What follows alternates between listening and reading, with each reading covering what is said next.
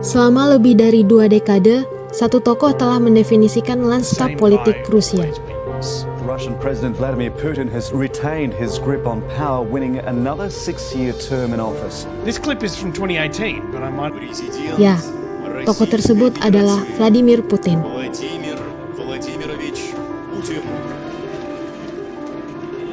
Figur yang keberadaannya telah melampaui beberapa generasi. Ia telah menghadapi pergeseran situasi global dan dinamika kondisi domestik sebagai pemimpin di negara seluas benua itu. Sebagian masyarakat mempercayainya sebagai pemimpin utama stabilitas dan keamanan bagi Rusia. Namun, bagi sebagian yang lain, mengenai masa jabatannya yang melampaui 20 tahun dengan melalui beberapa amandemen periode jabatan presiden telah memicu gelombang kritik dan pertanyaan serius mengenai masa depan demokrasi Rusia. Have no freedom, almost no opposition candidates are registered, so that's why it's difficult to call it the real elections.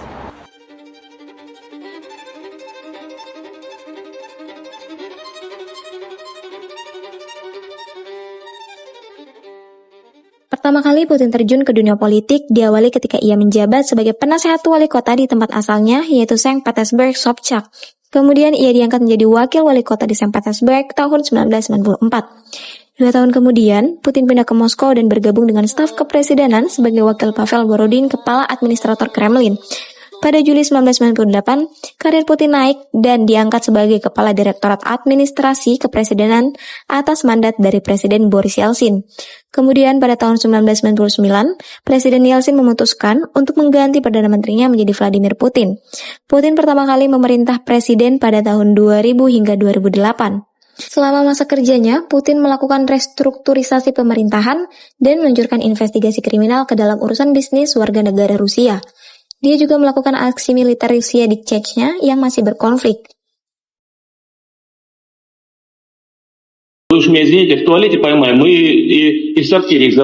Pada tahun 2008, Putin tidak bisa lagi mencalonkan dirinya menjadi presiden karena aturan masa jabat periode yang mengatur. Kemudian ia diangkat kembali menjadi Perdana Menteri oleh penggantinya, yaitu Dmitry Medvedev, yang menjadi presiden pada tahun 2008 hingga 2012. Langkah inilah yang menjadi kemenangan kembali Putin pada pemilu 2012, yang masa jabatnya menjadi 6 tahun, karena adanya perubahan konstitusi di tahun itu. Putin memenangkan kembali pemilihan presiden keempatnya pada Maret 2018 dengan periode jabatan dari 2018 hingga 2024. Presiden Rusia ini mengumumkan rencana amandemen konstitusi dalam pidatonya di hadapan kedua Majelis Federal pada 15 Januari 2020. Karena ia sudah menjabat selama 2 periode sesuai dengan aturan konstitusi yang ada, di mana ia tidak akan bisa lagi menjabat di periode selanjutnya, sehingga untuk Putin dapat mencalonkan diri lagi setidaknya hingga tahun 2036, ia melakukan amandemen konstitusi di tahun 2020.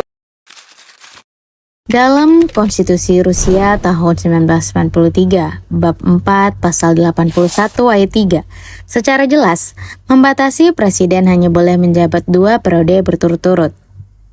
Perubahan ini dinilai melanggar prinsip-prinsip dasar hukum karena amandemen diterapkan untuk menghapus masa jabatan yang sudah berjalan atau dikenal dengan reset nol.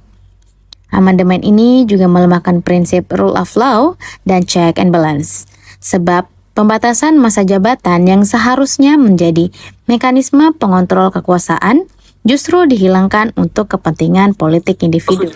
По сути, означает снять ограничения для любого человека, для любого гражданина, включая действующего президента, и разрешить в будущем участвовать в выборах. Естественно, в ходе открытых и конкурентных выборов.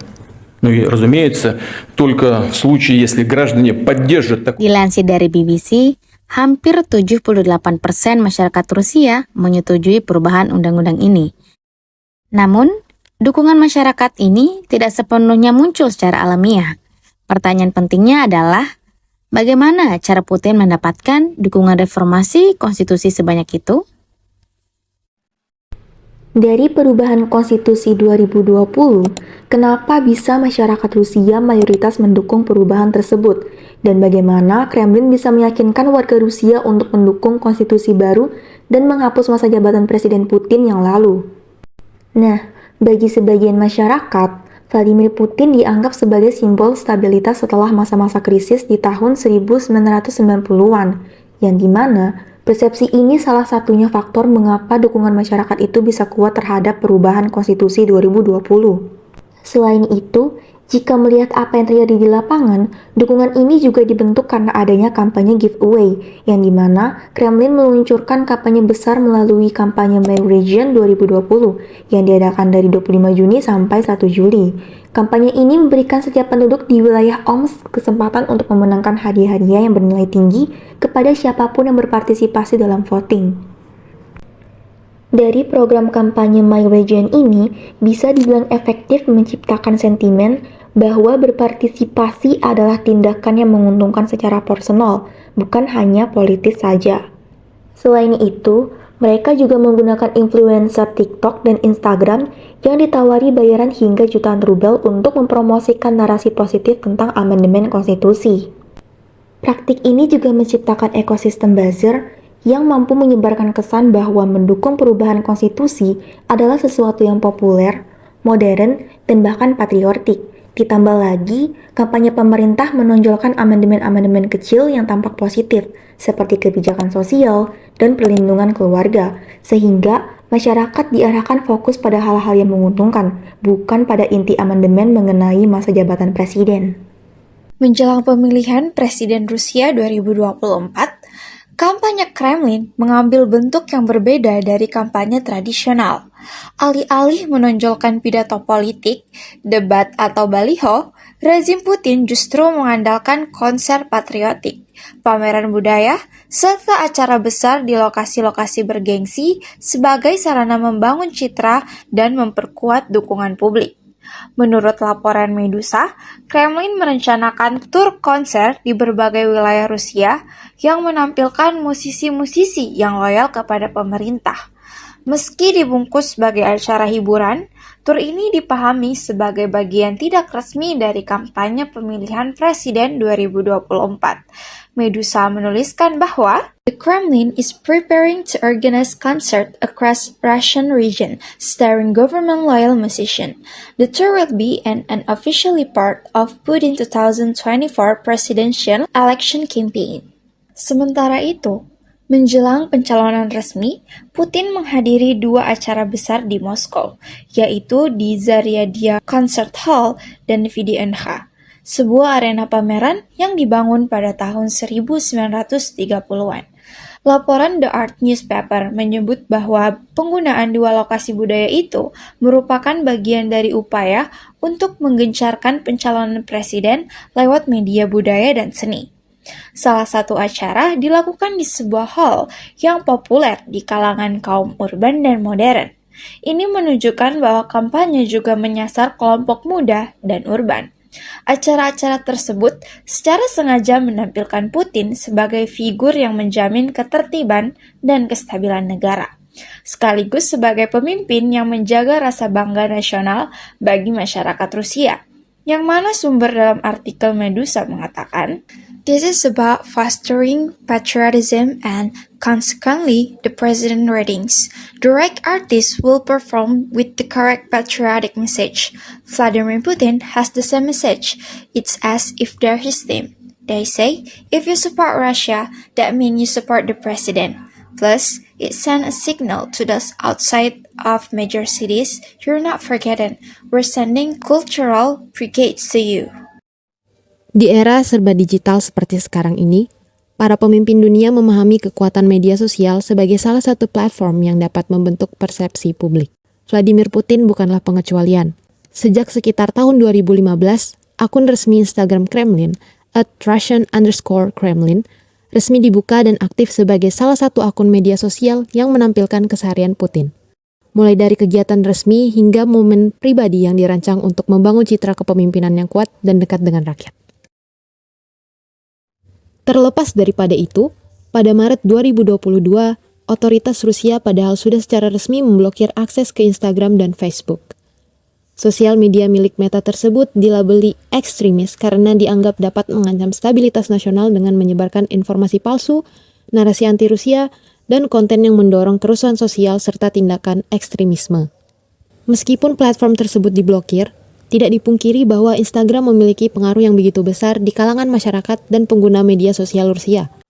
Data per Januari 2024 menunjukkan bahwa Instagram masih memiliki basis pengguna yang sangat besar dan signifikan di Rusia.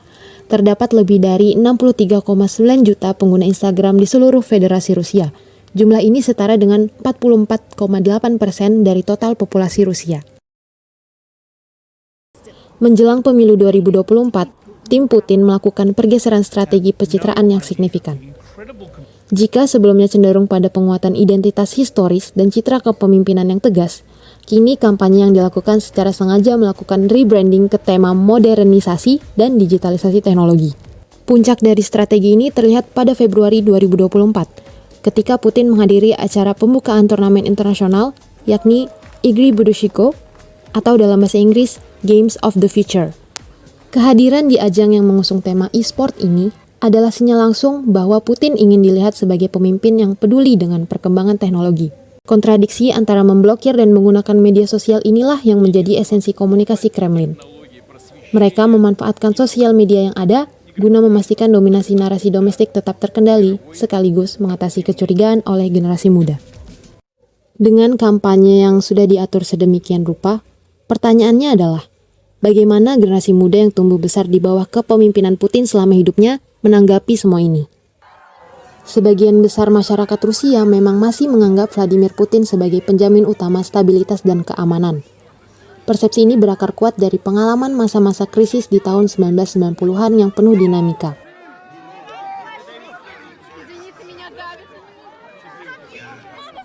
Laporan Reuters menunjukkan adanya perbedaan pandangan yang kompleks di kalangan anak muda Rusia. Путина в каком-то смысле можно сказать, что мы другого не видели. These four young Russians all live in different locations, have different jobs, and hold different political views. Существующего президента поддерживаю, в предстоящих выборах собираюсь участвовать и свой голос, скорее всего, отдам за него. Чего хочу? Хочу, чтобы была в первую очередь безопасность и перспективы для будущего, для развития, для возможностей.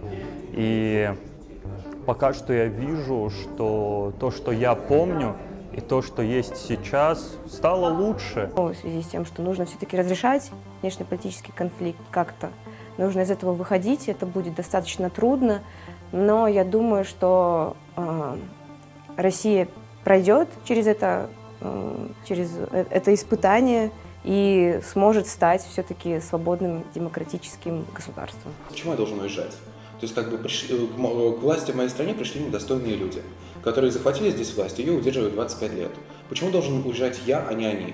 То есть мне кажется, это им уже пора, кому уехать, кому отъехать. Благодарна, как это сказать, на Западе плохо, у нас стало лучше. Мы хоть стали реально есть хлеб с маслом и с красной икрой. Раньше такого не было. Это на полном серьезе. Да, я пойду на выборы. Мы поддерживаем Владимира Владимировича Путина. То есть, а других людей нет, кто может руководить страной. Потому что у нас в данный момент идет развитие государства в полном масштабе. Dapat disimpulkan dari beberapa pandangan kaum muda terhadap upaya rebranding dan kampanye persuasi yang dilakukan Kremlin telah berhasil menciptakan ekosistem dukungan yang beragam, baik secara aktif maupun pasif. Kekuasaan eksekutif di Rusia terbukti memiliki pengaruh yang sangat besar dalam mengamandemen konstitusi. Putin seolah-olah memanfaatkan posisinya untuk mengubah aturan demi memastikan bahwa batas masa jabatan tidak lagi menjadi penghalang bagi ambisinya untuk tetap menjadi pemimpin Rusia. Amandemen Reset 0 pada tahun 2020 adalah bukti nyata bagaimana struktur hukum dapat diubah untuk mengukuhkan kekuasaan individu yang memegang kendali penuh. Setelah menelusuri perjalanan kekuasaan Putin selama lebih dari 20 tahun, kita dapat melihat bahwa kontinuitas rezimnya bukan sekedar kebetulan, melainkan hasil dari strategi yang dibentuk sejak awal kepemimpinannya. Hal ini tentu saja menimbulkan pertanyaan, apakah metode ini benar-benar menjamin stabilitas sejati atau justru menunda krisis yang lebih dalam bagi masa depan demokrasi Rusia? Nama saya Aulia Safa Zahira. Nama saya Aura Apriansyah Radiba. Nama saya Wanda Rahayu Asih. Nama saya Siti Nur Fadila. Nama saya Wina Surya Wulandari.